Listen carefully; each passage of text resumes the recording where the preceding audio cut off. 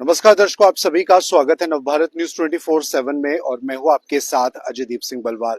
दर्शकों, जम्मू कश्मीर में ऐसे कई तो मसले हैं जिन्हें लेकर लगातार एक जद्दोजहद जो है वो बनी रहती है, लेकिन जब पीओजे की बात की जाती है, वहां से आए हुए विस्थापितों की बात की जाती है, तो देश अपनी संवेदनशीलता बहुत ज्यादा दिखाता है। लेकिन आज भी कई सालों के बाद भी पीओजे से आए हुए लोग अपने हकों को लेकर समय दर समय आवाज उठाते हैं और ऐसे ही कुछ लोग हमारे साथ इस समय मौजूद हैं। फिलहाल इस समय जम्मू के अंदर असेंबली का सत्र जारी है। ऐसे में बहुत सी कोशिश रहती है तबकों की, जो कि अभी कई सारे हकों को लेकर लड़ रहे हैं, कि उनकी आवाज को वहां पर सुना जाए, बुलंद किया जाए। ऐसे तो पीओजे की अगर बात की जाए तो 24 असेंबली की सीटें दी गई, लेकिन अभी तक इनके नुमाइंदे असेंबली के अंदर नहीं है जो इनकी बात को रख सके। आइए इनसे बातचीत करते हैं। सर, सबसे पहले अपने बारे में बताएं। मेरा नाम कैप्टन जुदवीर सिंह थे, प्रेसिडेंट पीओजे के नॉन कैंप टीपीज फ्रंट जी, अब लगातार प्रदर्शन जो है वो करते रहते हैं। अब इस समय असेंबली चल रही है, एक लंबे समय बाद जम्मू कश्मीर में नई सरकार भी बनी है। अभी आपकी क्या मुख्य डिमांड है जिन्हें लेकर आप चाहते हैं कि असेंबली के अंदर वो आवाज जो है बुलंद हो सके? हमारी मुख्य डिमांडें इस प्रकार हैं। सबसे पहले जो हमारी फाइल 5.5 लाख की पास होकर जिसका डाटा सेंट्रल गवर्नमेंट के पास गया हुआ है, उसका पैसा जल्द से जल्दी डाला जाए। नंबर 2, जेपीसी के आधार पर जो रिकमेंडेशन जेपीसी ने दी थी, उसमें 30 लाख रुपया पर फैमिली का मंजूर किया था। अभी उससे इन्होंने 5.5 ही हमें एक किश्त दी है, बाकी 24.5 एक ही किश्त में 24.5 लाख जो है वो जल्दी से जल्दी वो रिलीज किया जाए। नंबर 2, हमारी ये डिमांड है कि जो लैंडलेस लोग हैं, जिनके पास डीपीज रिफ्यूजीज के पास जमीन नहीं है, काफी जमीन गवर्नमेंट ने निकाली है, वो जमीन उन लोगों को जल्द से जल्द अलाट की जाए। नंबर 3, जितना भी रिफ्यूजी है, 47 का, 65 का, 71 का है, चाहे नॉन कैंप है, उनको मालकाना हक दिया जाए। अगली बात ये मैं कहना चाहता हूँ, हमारी रिजर्वेशन है, और रिजर्वेशन 3 प्रकार की है। नंबर 1 है एम्प्लॉयमेंट में, बच्चे हमारे बेरोजगार हैं, अनपढ़ रहे, आज वो गंदी आदतों में पड़ गए हैं, कोई कुछ कर रहा है, कोई कुछ कर रहा है, क्यों? बेरोजगारी है। अगर उनको रोजगार दिया जाए तो बच्चे हमारे सुधर सकते हैं, रास्ते पर आ सकते हैं, उनको नौकरी दी जानी चाहिए। अगली चीज, जो हमें कॉलेजों में, ट्रेनिंग कॉलेजों में, स्कूलों में कंसेशन देनी चाहिए, जिस तरह से बाकी मिनॉरिटी कौमों को दी गई है। अगली बात, 24 सीटें हमारी असेंबली की हैं।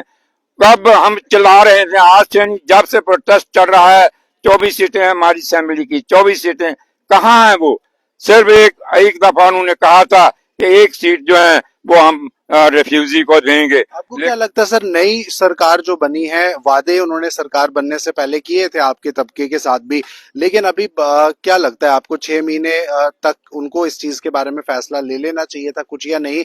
किस तरह की प्रतिक्रिया, एक्शन उनकी तरफ से आपको लग रहा है आपके संदर्भ में? अभी हमने 2-3 मुद्दे तो पहले ही हमें कुछ उनसे खुशी हुई है।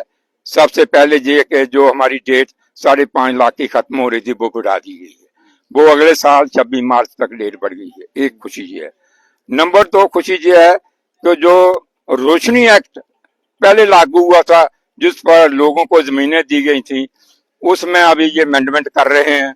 जिनके पास नजायज लोगों ने जमीन दबा रखी है, उनको खत्म करेंगे। बाकी रोशनी एक्ट फिर लागू हो रहा है। उम्मीद है कि फिर हमारे लोगों के पास, जिनके पास रोशनी एक्ट के तहत जमीन लाट हुई थी, उनको फिर हो जाएगी। आपको क्या लगता है मैडम, आपसे बात करेंगे कि बहुत से अभी बाकी हैं जिन्हें मुआवजा मिलना है, कुछों को मिल चुका है, लेकिन अभी जो केंद्र सरकार है, क्या लगता है आपको पीओजे को लेकर, रिफ्यूजीज को लेकर उनकी जो नीतियां हैं, आपको लगता है कि वो वाकई में आप लोगों को इंसाफ दिला पाएंगी? क्योंकि पीओजे के लेने की बात केंद्र सरकार करती है, तो ऐसे में आप लोग जो इस सब के बीच में जूझे, वहां से यहाँ पर आपको आना पड़ा अपना घर बार छोड़कर, कैसे लगती हैं आपको केंद्र सरकार की नीतियां? सर, मेरा नाम सिकंदर, महिला प्रेसिडेंट पीओजे के। सर, मैं जो हमारे प्रधानमंत्री हैं नरेंद्र मोदी भाई जी, वो उसका अब बोलते हैं इस टाइम का कि सबका साथ, सबका विकास, तो सबका विश्वास।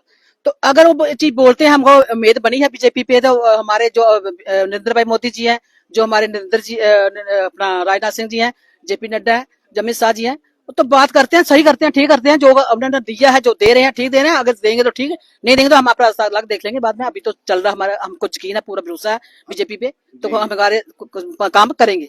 अभी कैसे आप अपना मतलब जैसे आपने बताया आप महिलाओं को कहीं ना कहीं आप रिप्रेजेंट भी कर रही हैं, आपकी कम्युनिटी से जो महिलाएं हैं, घर चलाना कम पैसों में, और आप लोगों का जब वहां पर चीजें रह गई यहाँ पर दोबारा से पुनर्वास करना, बहुत सारी चीजों में परेशानी आती है, पैसा जरूरी होता है।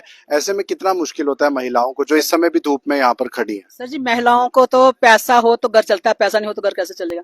अगर महिलाओं को अपना की हक हकूक मिले तो घर बैठे, अगर हमारे कोई हक हकूक मिलता तो हम क्यों रोड पे आते, हमारे महिलाएं क्यों आती।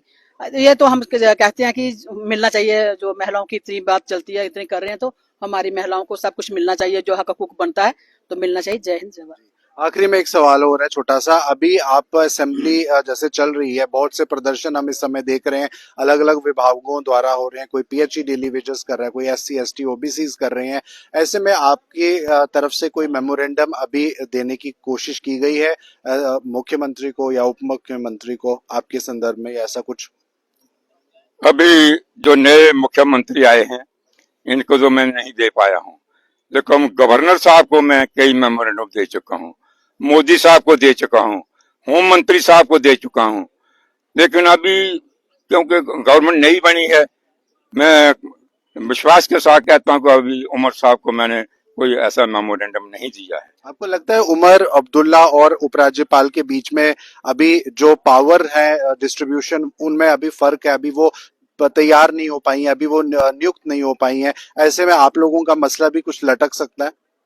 मुझे उम्मीद है कि अभी कुछ आपस में इनकी गलतफहमी भी है, नासमझी भी है, लेकिन हम लोग बीच पीछे जा रहे हैं और पीछे जाने से हमें नुकसान होगा। तो मैं दोनों से, गवर्नर साहब से भी और चीफ मिनिस्टर उमर साहब से भी दरख्वास्त करता हूं कि मेहरबानी कर हमारे मसले पर ध्यान दें।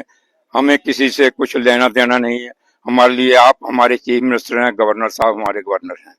हमारा मसला होना चाहिए, अगर मसला आप कर दोगे तो आइंदा आपकी जय जयकार होगी, आपको बेनिफिट मिलेगा, लाभ मिलेगा। अगर नहीं करोगे तो वक्त बड़ा नाजुक आ रहा है, जैसे मैंने पहले भी कहा, हम बना भी सकते हैं और गिरा भी सकते हैं, ये चलिए, हमारे अंदर शक्ति है। बिल्कुल, तो जनता में शक्ति होती है और ये वो लोग हैं जो चाहते हैं कि इनकी मांगों को पूरा किया जाए, और साथ ही साथ सियासत से ऊपर उठकर इन लोगों के भविष्य के बारे में और विशेष तौर पर इस पीढ़ी के भविष्य के बारे में सरकार को सोचने की जरूरत है। फिलहाल किस तरह से असेंबली में इनके मुद्दे को उठाया जाएगा या नहीं, या आगे चलकर किस तरह की रणनीति रहेगी, वो देखना होगा। लेकिन फिलहाल ये थी खास बातचीत।